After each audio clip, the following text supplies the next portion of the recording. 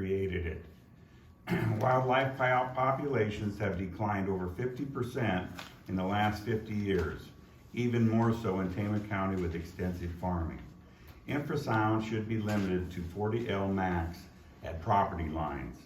Infrasound is a high-frequency sound emitted from wind turbines. Humans cannot hear it. Animals can hear higher pitches, frequencies than humans. I'm acquainted with a farmer and outdoorsman in Poweshiek County. He loved to harvest predators such as coyotes during the winter months.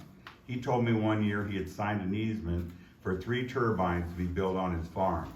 I talked to him a year later. He said he made one of the biggest mistakes of his life.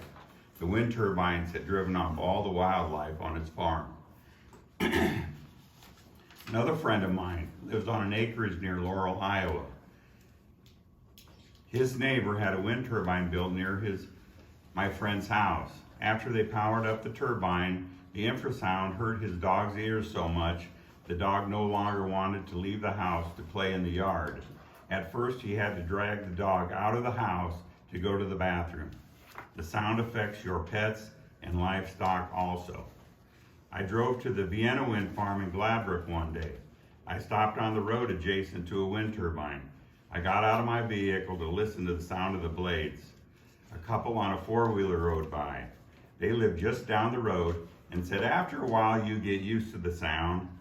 They had lived there for just 1 year and had some chickens running loose in the yard.